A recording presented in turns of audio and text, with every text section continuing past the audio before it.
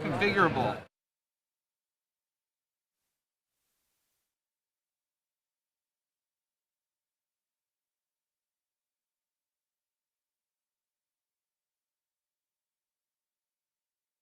Here that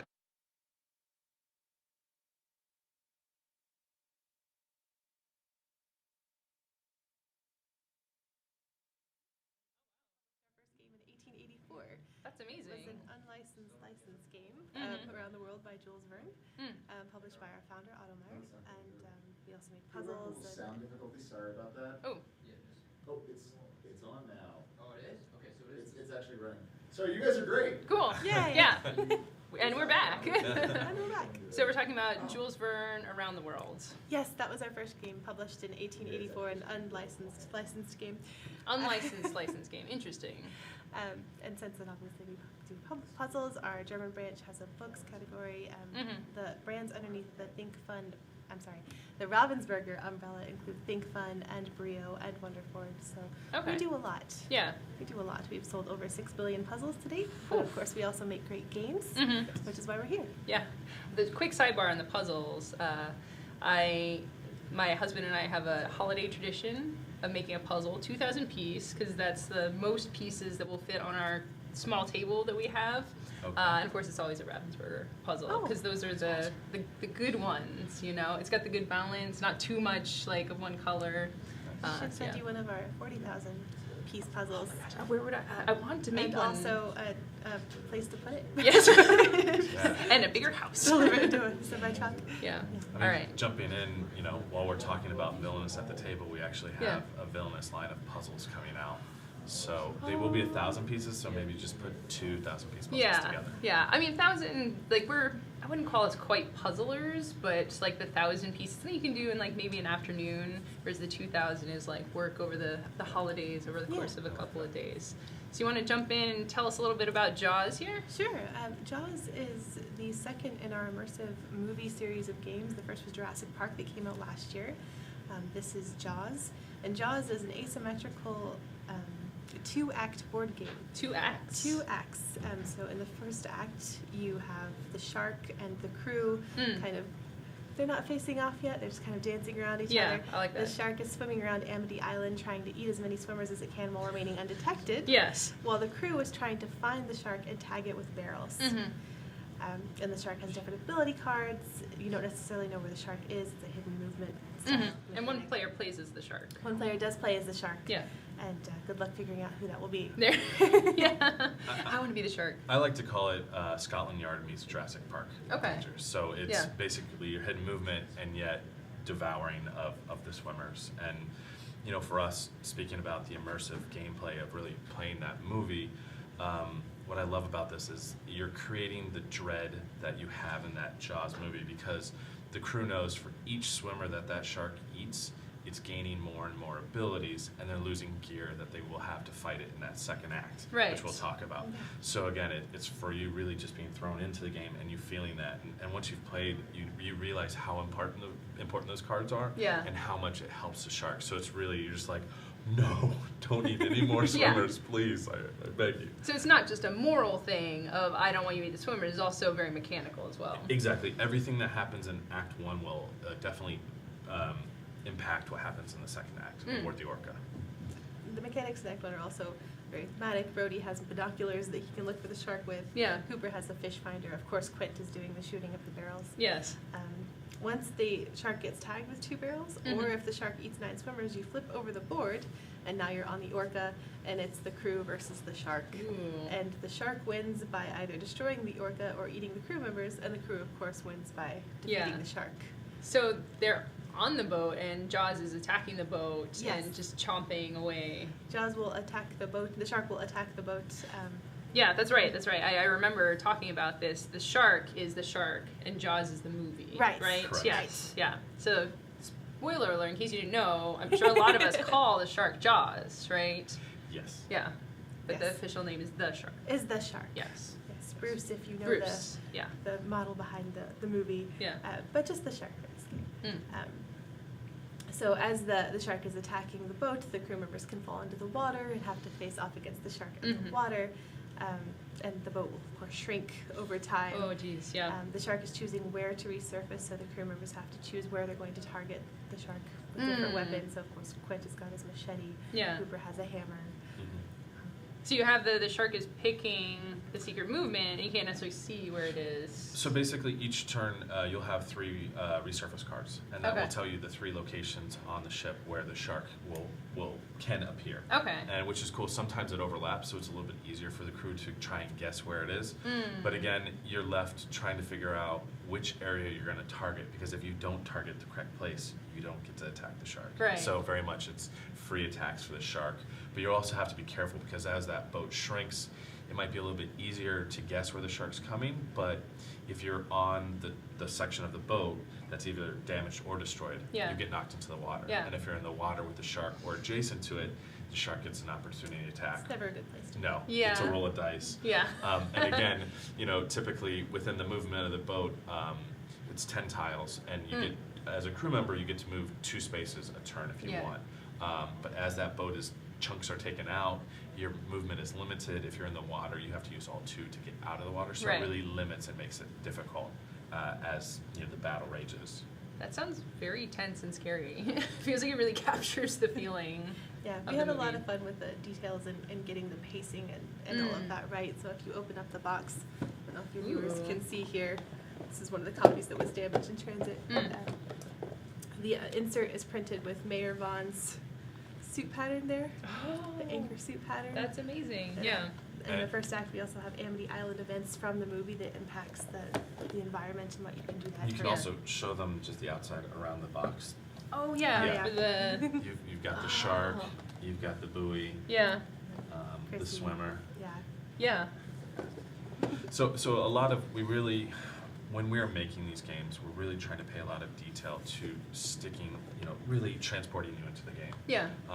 The swimmers in Act 1, they are all paintings of all of the original swimmers from the movie. Nice. So we're really trying to keep the theme, thematically, the colors. You have the event cards that happen in the beginning, and just really trying to transport the gamers into Jaws itself. Because that's a pretty big challenge, right? Taking a beloved intellectual property, and how do you represent it but still make a game experience out of it, right? Because you're not just going to be going through the events of the movie. Right. Yeah. We don't want to use an IP just for the sake of using an IP. We really want to recreate that experience. Yeah. Kind of fun. So that's why it's fun to work in all of those details. Yeah. To make sure that you're giving the fans what they want and what they deserve. Yeah, it's like a little Easter egg in there, right? Yeah. And you see that thing, you're like, oh man, I remember this. Like Pipit with her stick is in there, which is my favorite. Yeah. Poor Pipit. Aw. So you mentioned Jurassic Park, Yes. and that was a game that came out last year? Or? Yes, last year. Jurassic Park was our first movie game. This is our second. And we have just announced our third today. Oh, which will really? be Back to the Future. Back to the Future will be a cooperative dice game.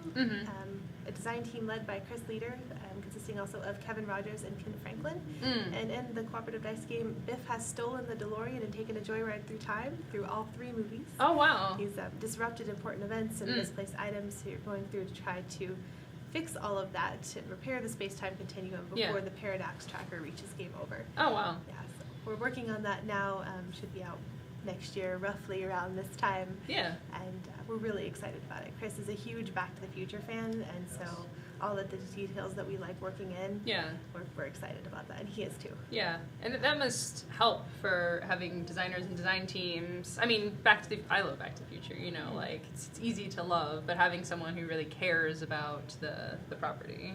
I think sometimes the hardest thing is knowing what we have coming out and not being able to, when things are embargoes and not being able to talk about Bonus or Jaws or Back to the Future. So that's what's the amazing part of what we're doing at Ravensburger right now, of really taking really great mechanics, marrying them with great IP, and it gives you, I don't know, we're just creating amazing games. Yeah. And I'm so excited for Back to the Future. I cannot wait. Yeah, it must feel so good then to be able to say that. Yeah. It's so good, and I'm sure it feels even better for the designers. Yes. They were checking with me every day, when can we say stuff? Yeah. Having tested a couple of these titles, and obviously signing the NDA for it is very much yeah, just so super excited for when the stuff is announced. It's Yeah. like, oh, I can talk about it Oh. and tell people how great it is. Yeah. Cool. Do you want to move on to Horrified and Sure. tell a little bit about this title here? Yeah. So this is Horrified, Universal Monsters, and what we decided to do is we wanted to create a game. It's 1 to 5 players, so it's completely cooperative, but it is 7 of the greatest Universal monsters. So you have Frankenstein, the Bride of Frankenstein, Dracula, the Wolfman, the creature from the Black Lagoon. Yeah, you get some of the cards there. Yeah. And each, what's amazing about this is for us, each of the creatures is different. Yeah. So this is all about replayability and customizing the game to how difficult you want it to be, and what kind of experience you want to have. You typically play with 2 to 4 monsters at the same time, and the monsters. Some monsters you defeat, some monsters you want to cure. You want to cure the Wolfman. With the Bride and Frankenstein, you want to teach them how to be human and be able to coexist with the rest of us. Yeah, and then they fall in love. Exactly. And for me, this is it's a really, really fun game. I love to be able to have that cooperative aspect, and solo play is also great. Oh, wow. Yeah. Yeah, and we also have each of the individual monsters as miniatures in the game, Yeah. and they are paintable. Mm-hmm. Yep. Oh, very nice. Yes. If you're here at Gen Con, please stop by the booth. We have some clear Invisible Men Oh, yeah, I heard miniatures. about that. So, yeah, we'll put Here's aside one. one for you. All right, we're getting a note from the crew to project our voices a little bit, so we'll Okay. Okay. put a Perfect. little more oomph in there. Yeah, having the asymmetrical gameplay I think is really cool. And you said there were 7? So yeah, there's 7, and you do 2 to 4, so the combinations that you can exactly. do. There's 7 different heroes you can choose from, and there's 7 different monsters. Okay. So for us, we want you, when you're playing a game, to have a different experience each time you're playing. Yeah. Jaws is a great example of this, in which, depending on how quickly you find the shark, and depending on who's the shark, that game's going to change each time, because Yeah. you're going to have more abilities for the shark or more weapons for the crew, and we really want people to be able to play our games over and over again and not be able to figure it out immediately. Yeah. So it's just that different experience when you have friends and family over. Yeah. Going back to the booth real quick, Yes. what is your booth number? 2111. 2111. All right, for those excellent Invisible Man promos. Yes. Although you had mentioned this game is still available to purchase. It is widely available now, yes. Okay. We are sold out for the show, For the show, unfortunately, which but is it now. excellent news. It is It's very excellent popular. news. Yeah. Can people still get the promos of the? With any purchase at the booth, yes. Okay, excellent. Good to know. All right, more about Horrified. I believe you were going to say. Oh, no, just each of the monsters is completely modular, so you can add in your favorites or take away the ones that maybe you're not as fond of, although we hope you're fond of all of them. Yeah. And it's really cool. We have monster cards. I don't think you have them. Oh, Yeah. there we go. They go over each of the monster's abilities. Can we see? And it's really cool. So for Dracula, you're trying to smash his coffins. Oh, it's got the setup here too. Yeah. For Frankenstein and the Bride, trying to bring them together. Yeah. For the mummy, there's a little puzzle that you have to work out using the items from the board. Yeah. So you can break his curse. You'll have villagers that you need to lead to safety. Yeah. And those will, once you lead them to safety, they're grateful. They give you perk cards that you can use to help you in your fight against the monsters. Yeah, that's right. You get cards that you can use, and you can use them cooperatively too. So Yes. you'll have the cards, Correct. but they can help you as a team. Yeah, effectively you have 2 phases. You'll have your hero phase, and then you'll have your monster phase. And the hero phase will basically let you move, do the things that you're trying to do, attempt to pick up items. And the really cool thing about the items is you can kind of use them for two different aspects. Okay. One, you can use an item to attempt to cure a monster or defeat a monster, but you can also keep them in reserves, because if a monster attacks you, you can give up an item for each of the hits it has on you, or you can keep your items and then go to the hospital and start over. You can see we have a life tracker. So Okay. each time a villager or a hero is attacked, you lose a life, and it moves towards the end game. Okay. So you're not eliminated if you're attacked, if you're No. killed by the monster. Exactly. You Go to the start back hospital. over to the hospital. Yes. Okay. Yes. Yeah, just the fact that you mentioned puzzles, you have mechanics of bringing the monsters together, avoiding. So it's not a type of game like a beat 'em up where you're just walking around, stabbing, punching each other, trying to knock each other out. Exactly.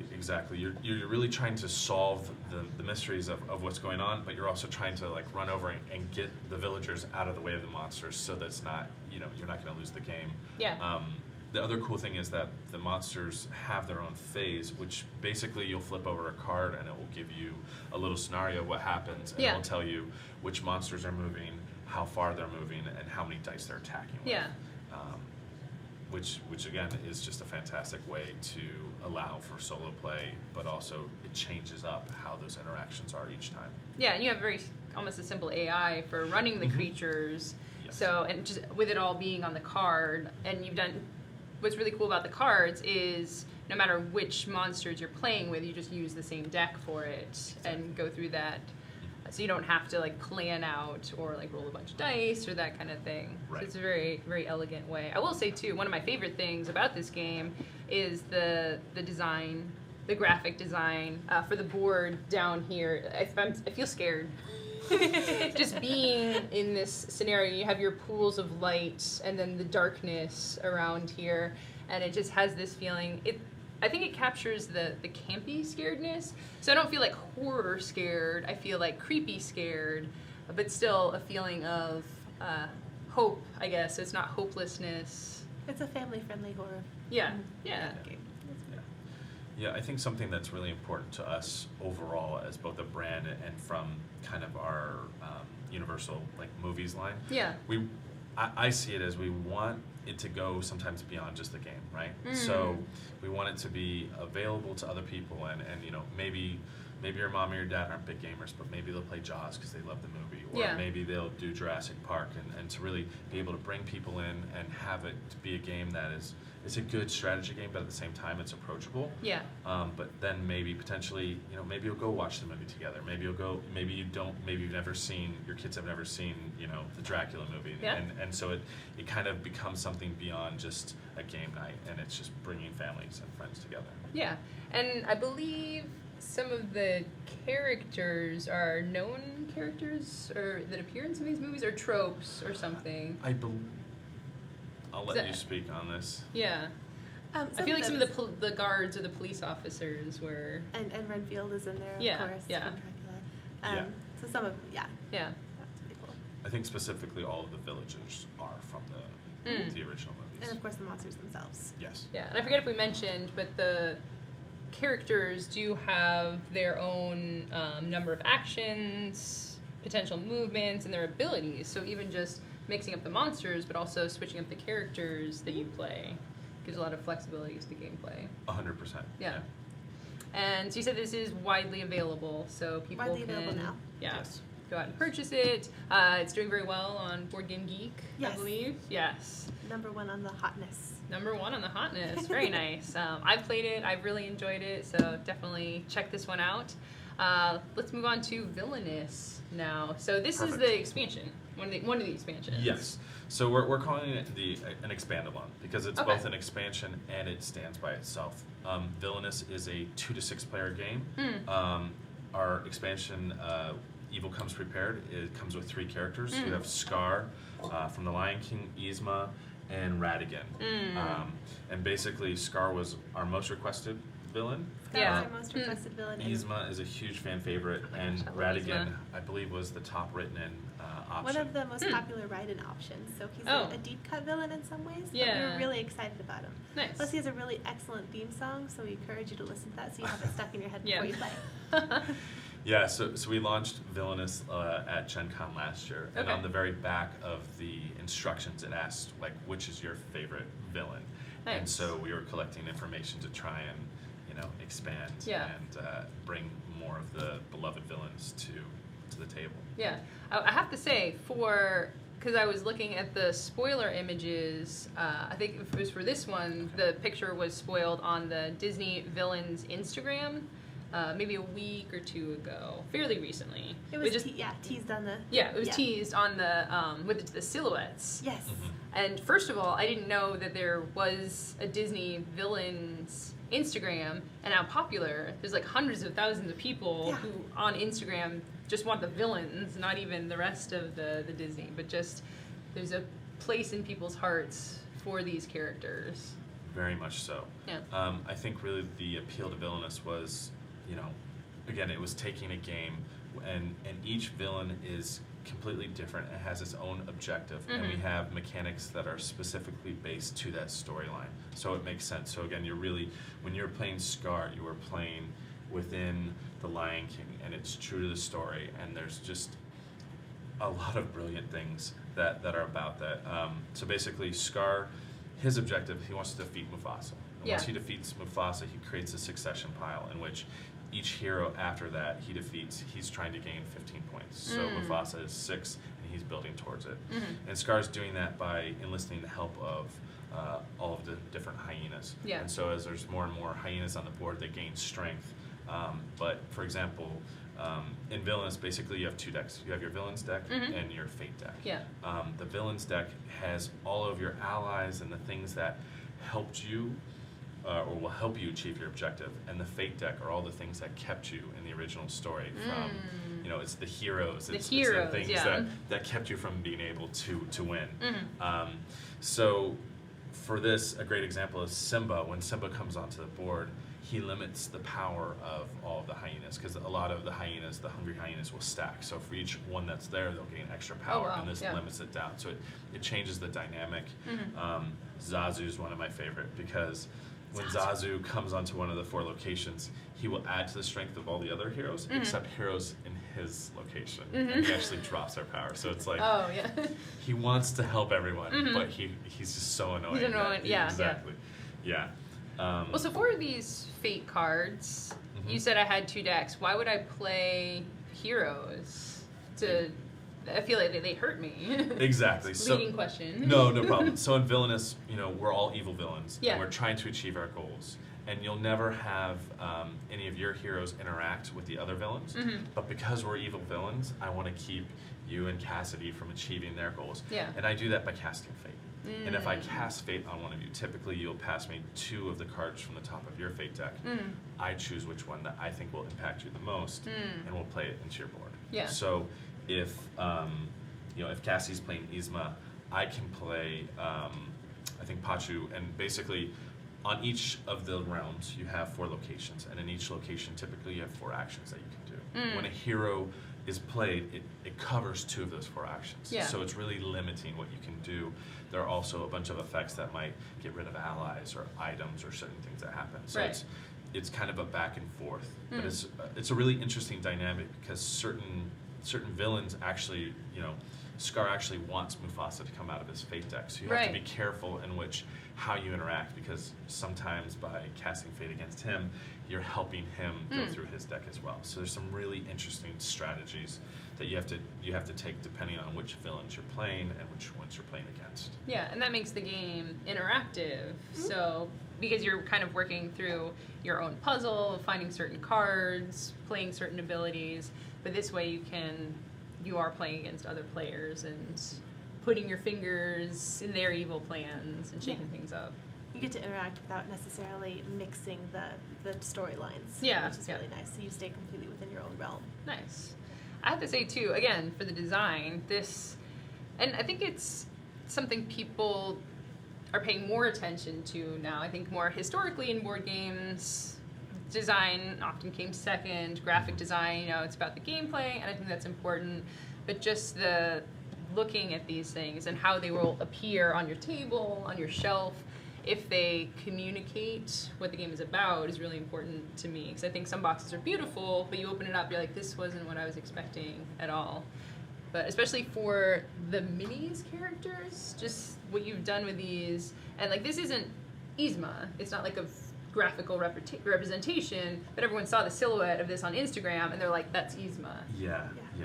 It's amazing. I think the more you look at them, you can really start seeing the details that are put into them and those key aspects of the story. Again, much like the cards. And I think playing off what you were saying, to me, we're in the golden age of game design, right? And I think there's the 3 main aspects. One is art, one is mechanics, and one is IP at times. And I think with both the Universal games and the Disney Villainous line, those are the three things that we're trying to hit on top of. And, that's the blue triangle, the three things that we're trying to do. And on top of that, not only making things, attractive and approachable, but we want to make them affordable too. Yeah. And we want people to be able to play our games and be able to find them everywhere. And, Villainous is $25, Jaws is $30, Oh, wow. Horrified is $35. So Yeah. we want people to be able to buy our games and play them and be able to play the things that they love.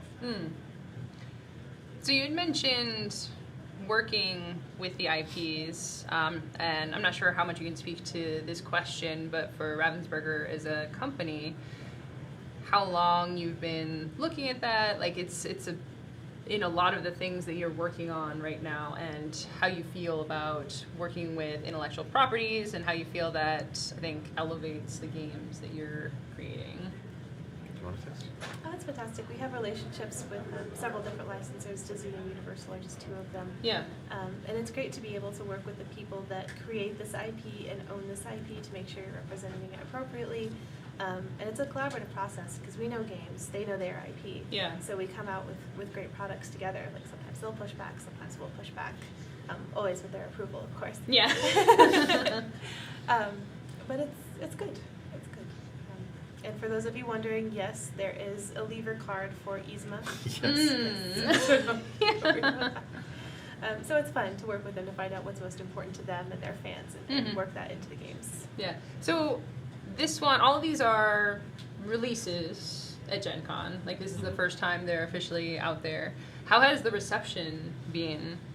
And how are people feeling about the games? Like, are you seeing, because you're doing a lot of demos for them. This sold out, obviously, so that's a good sign. The kinds of the feedback that you're getting from people getting to experience them. To me, Gen Con is always a really magical experience because you're getting to put what you put all your work into the hands of the people who appreciate it the most. Yeah. And to see how crazy our booth has been and how well received, it's not often that you can have huge hits and have, people lining up, making huge lines. Yeah, for I saw everything. that line this morning. Yeah. Yeah, it's been insane, but there's nothing like it. I absolutely, it's the best. And to see how excited people are to get their hands on these games, it lets you know that what you're doing, is right, and it just kind of spurs you on to keep working harder. Cassie, I'm sure you can speak to, your feelings on this as well. It's just really rewarding, especially when people finally get to see the thing. Like if we've teased, for example, Disney Villainous. Yeah. We had someone on Board Game Geek mess with the saturation of the photo that was released via Instagram to try to get colors from the movers to figure out who they were before we announced them. Oh, which wow, was fantastic. Yeah. I showed that to our art director. I'm not sure how amused he was, but were they able to get colors out of it, or they were. Yeah. Yeah, right. Because when you're adjusting the values, you're like, oh, I'm just going to obscure these, put a gradient over it or something. Reverse engineering. Yeah, that's exciting. It was really cool to see. Well, it's great because last year one of the big questions were like, where's Scar? Why was there Prince John? Why can't we have Scar? And now people are like, oh my gosh, thank you. So, it's great to see people getting the villains that they really care about. Yeah, well, people just everyone has their favorite villains, right? Exactly. And they're rooting for these. And they're like, well, those are great, but where's my villain? I want to play my spirit villain, right? Yes. Well, I mean, not to say, like, I was happy with the original set because I think Maleficent is probably one of the best villains of all time. Everyone has their opinions, but for me in particular, she's a longtime favorite. So I haven't gotten a chance to swing by the booth this year, but I remember last year the launch of Villainous, and not only are you creating these in-box game experiences, but your booth is an experience as well. Because last year I remember the Villainous had like the special nook in there with, it felt like a villain's cave or something. Yeah, we had the huge tent that kind of looked like a castle. And that was awesome. This year we have both a Jaws side and a Horrified, like a special little nook. There's huge posters. Give a great shout out to our art director Shane, who did an amazing job putting together the booth and really trying to, ratchet up our overall presentation and just kind of give people that overwhelming experience of being in the game. Yeah. We've had people come by. We have the shark on a giant wall. Mm. And if you bend the right way, you can kind of put yourself in the shark's mouth. Yeah. So if you want to come take Yeah. really funny pictures at our booth, by all means. Yeah, I want to take my picture with my head in a shark mouth. Please do. Yes. So for these games, available in general, you're making a lot of great games. Is there a way that people can follow along, or if they just want, like, for the Back to the Future game in particular, is there a way that they can keep track of that, stay up to date with news? So we have several different social media accounts for Yeah. Ravensburger as a company. We have Ravensburger global accounts on Mhm. Facebook and on Instagram. For Ravensburger North American Games specifically, we have a Twitter account. So Okay. at Ravensburger NA is the Yeah. best place to follow us for news about the games specifically. Nice. And well, I have to say one thing about social media and keeping up to date with these. You've worked with the IPs to create the products, but they also seem more and more excited to share the games as well, which is Yeah. exciting. Like I'd mentioned the Disney Villains Instagram. So some you could imagine for an IP being like, oh, we'll do this game thing, but we're not sure if it really works with our whole audience. But seeing the companies go all in, Funko, for example, with Funkoverse, and putting everything out there just to like, hey, we're this IP for the Universal, we're doing this, but we have this game, and we think a lot of our audience is gamers now, so we're gonna show this to the world, and really the IP as well, getting people excited about the games that you're working on. Yeah, it's always good when the licensor is excited. Mhm. Jaws was featured internally at Universal recently, and Oh, we're wow. very excited about that. Yeah. So, yeah. Cool. Well, I think we've talked about some amazing games here. You have your booth here at Gen Con, and then also games widely available. Very fun, exciting games. Definitely check these out. Is there anything you'd like to say, closing notes, anything future stuff? We mentioned Back to the Future game. Definitely excited to keep up with that. Projects, announcements, excitement. Check it out. Nothing. Yeah, check it out for sure. Yeah. I can't speak anything else Right, yeah. about it. There's Working lots on of fun. There's very many exciting things that can't go into, but stay tuned because always more cool stuff coming out from Ravensburger. Thank you so much for joining us today. Thank you, fans of Gen Con, for tuning in to the show. We're going to have lots more fun stuff going on for the rest of the day, so stay tuned and we'll be back soon.